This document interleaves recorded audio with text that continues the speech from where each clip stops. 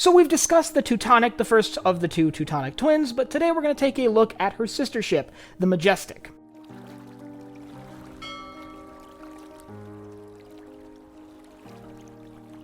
The Majestic, like her sister Teutonic, was built at Harland and Wolff in Belfast. She was launched on June 28, 1899, and finished on March 22nd the following year, with her maiden voyage leaving Liverpool April 2nd, 1890. The Majestic, like her sister, was immediately put on the White Star Line's sort of premier route, where she would run from Liverpool to Queenstown before crossing the Atlantic over to New York. And on her first crossing, there was actually pressure from the White Star Line leadership to attempt to seize the Blue Ribbon from the SS City of New York, an Inman liner that was holding the record at that time. However, that was not the case, and her first voyage didn't really break any speed records. Yet the first major event of her career was less glamorous than smashing any speed records. On September 2nd, 1890, while operating in New York loading cargo, some cotton bales being loaded into her cargo hold caught fire, and it required efforts from both the crew and the New York Fire Department to put out the fire. Now, while there was no major damage, it did significantly delay her departure. The following year, though, she did manage to smash that speed record with a departure leaving New York on July 30th, 1891, managing to cross the Atlantic in only 5 days and 18 hours, seizing the Blue Ribbon from the city of New York. However, she would only hold it for a short period of time before her sister, Teutonic, would take it from her, and Teutonic would hold it for a few more months before the city of New York would take it back. 3 years later, to the day, the Majestic would be involved in her first collision. When steaming through fog, she collided with a small ship known as the Antelope, killing 2 of the 8 sailors on board when she cut the small vessel in half. In 1895, the Majestic was given a new captain, Captain Edward J. Smith, who would later go on to captain the Titanic.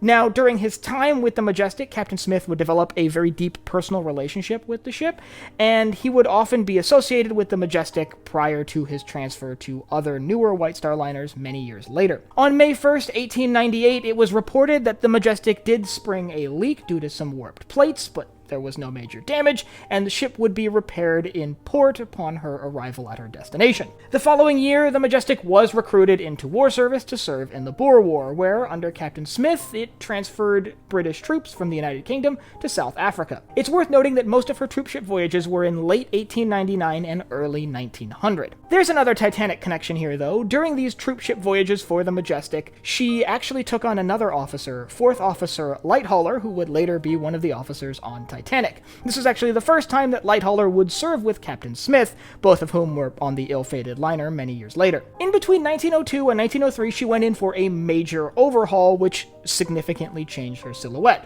Her interior fittings were completely updated, her boilers were replaced, her funnels were lengthened, and one of her masts was removed, making the ship look far more modern and, quite frankly, very similar to the newer White Star liner, the Oceanic. In 1904, Captain Smith was transferred off of the Majestic to command the new White Star liner, the Baltic, one of the big 4. And in 1907, the Majestic herself would be transferred to a new route, with the opening of the express route from Southampton to Cherbourg to Queenstown to New York, designed to allow easier access from London to the Atlantic.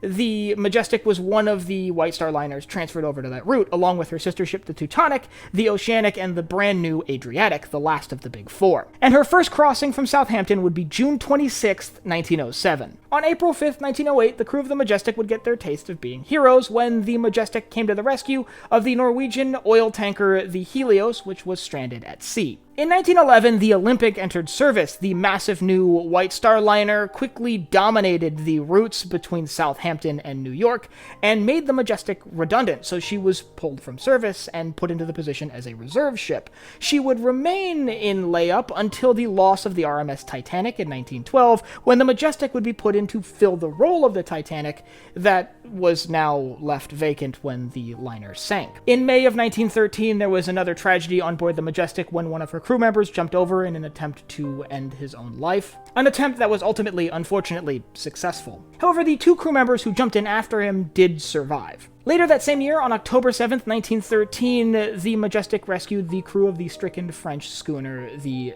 and I hope I'm pronouncing this right, Garonne. But by 1914, the Majestic was quickly being outclassed by more contemporary vessels, and the decision was made to pull her from service. Her last sailing left Southampton on January 14th, 1914. However, this crossing was less than perfect, and there was a minor delay when, while in Cherbourg, her tender struck one of her coal ports, damaging the coal port door, and the decision was made to delay her departure from Cherbourg so the door could be repaired, as it risked springing a leak. And as one final farewell gift to the world, the Majestic, while sailing into New York and docking at her pier, she struck the tugboat, the John Nicholas, causing its stern to catch fire. The tugboat ultimately would sink from these damages. Luckily, there was no injuries in that incident, and following that, the Majestic would be officially retired. She'd be sold to T. Ward to be broken up, and interestingly, in summer of 1914, before the ship was scrapped, she was opened to allow local families to tour her, and the company that was scrapping her actually made quite a bit of money doing this. Ultimately, though, she was scrapped, with the ship being dismantled in 1914, just before the outbreak of World War I.